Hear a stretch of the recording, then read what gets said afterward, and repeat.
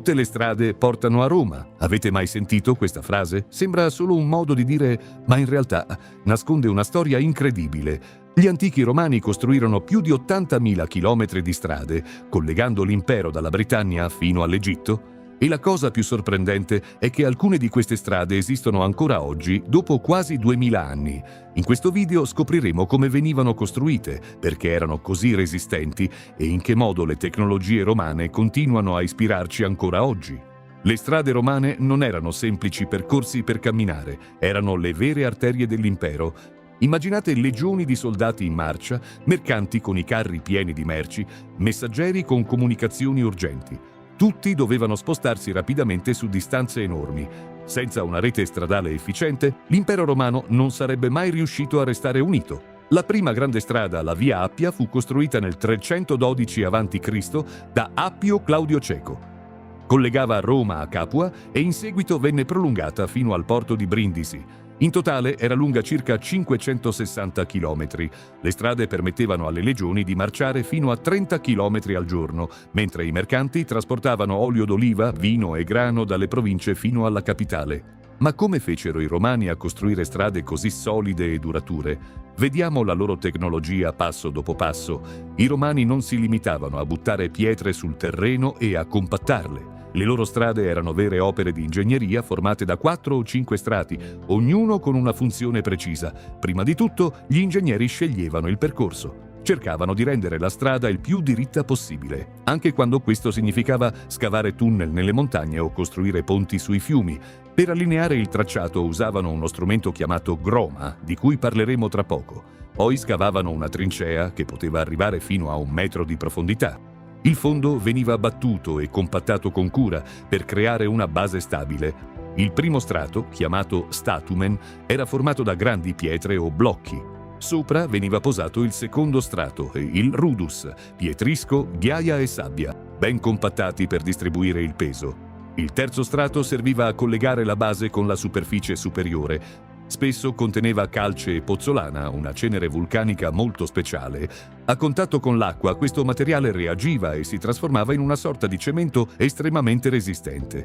Infine arrivava lo strato superiore, il summa crusta, grandi lastre di basalto o pietre ben lavorate. Queste lastre erano spesso leggermente rialzate al centro, così l'acqua piovana poteva scorrere verso i lati invece di fermarsi sulla strada. Una delle caratteristiche più impressionanti delle strade romane era la loro incredibile rettilineità. Alcuni tratti della Via Appia proseguono per decine di chilometri quasi senza curve, ma come riuscivano i romani a essere così precisi? La risposta è la groma. La groma era uno strumento a forma di croce con 4 fili a piombo appesi alle estremità.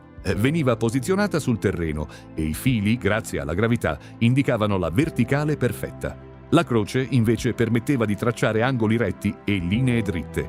Così gli ingegneri potevano allineare la strada con una precisione sorprendente. L'ingegnere posizionava la groma nel punto di partenza, la metteva in asse e poi gli assistenti con delle aste si spostavano 50 o 100 metri più avanti seguendo la direzione indicata. In questo modo, passo dopo passo, tracciavano una linea quasi perfettamente diritta. Questo strumento era talmente efficace che non veniva usato solo per le strade, ma anche per costruire acquedotti e progettare intere città. I romani avevano capito una cosa fondamentale: l'acqua è il peggior nemico di qualsiasi strada. Se la pioggia ristagna, la strada si rovina rapidamente. Per questo davano un'enorme importanza al drenaggio. Ai lati delle strade scavavano fossati che portavano l'acqua verso fiumi, torrenti o avvallamenti naturali.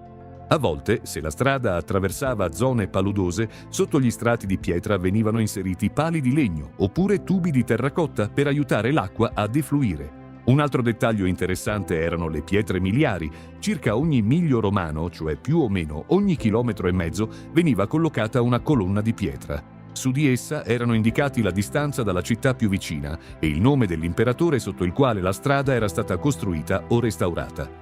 Per esempio, lungo la Via Appia si possono trovare pietre con il numero 14. Significava 14 miglia da Roma. Questi segnali aiutavano i viaggiatori a orientarsi.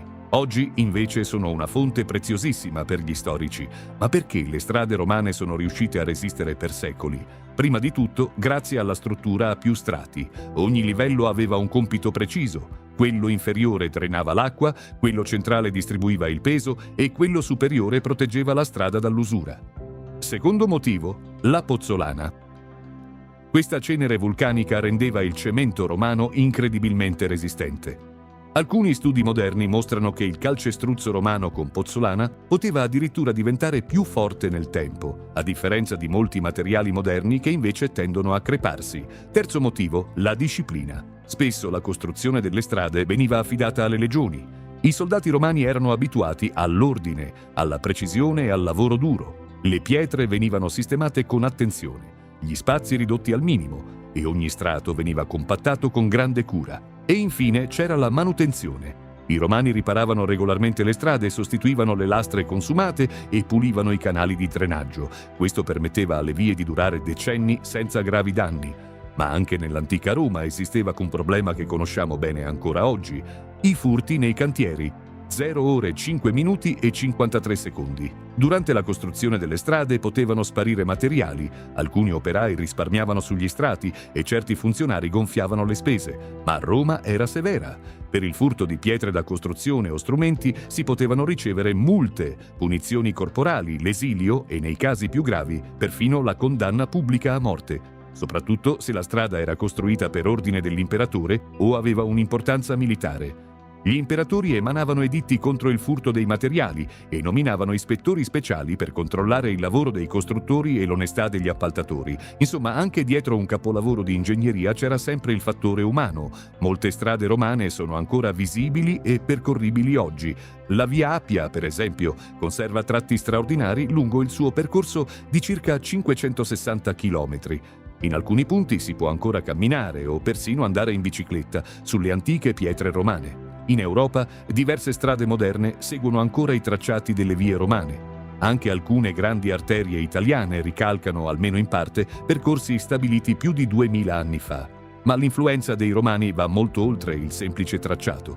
Il loro metodo di costruzione, struttura a strati, drenaggio, allineamento preciso, 0 ore 7 minuti e 8 secondi, è alla base dell'ingegneria stradale moderna. Perfino i materiali romani sono ancora studiati dagli scienziati. Il calcestruzzo con pozzolana viene analizzato per creare composti più durevoli per strade, ponti e infrastrutture moderne. Le strade romane erano una via verso il potere, ma non per tutti rappresentavano progresso. Spesso la loro costruzione avveniva a spese delle popolazioni locali. Le terre potevano essere confiscate ai contadini senza compenso e nei cantieri lavoravano schiavi, prigionieri o persone costrette. Per alcuni una strada romana era simbolo di civiltà e sviluppo, per altri era la catena attraverso cui l'impero arrivava fino alla porta di casa. Le strade romane non sono semplici vie di pietra, sono il simbolo di un genio ingegneristico che ha attraversato i secoli. Univano l'impero, aiutavano le legioni a conquistare, permettevano al commercio di prosperare e ancora oggi ci ricordano una cosa importante: un lavoro fatto bene può diventare quasi eterno. E voi lo sapevate come i romani costruivano le loro strade? Siete mai stati sulla via Appia o su un'altra antica strada romana? Raccontatelo nei commenti. Amici, questo canale è ancora all'inizio e il vostro supporto per me significa tantissimo. Un like, l'iscrizione e la campanella sembrano piccole cose ma mi aiutano davvero molto. Grazie per essere qui con me e ci vediamo nel prossimo video.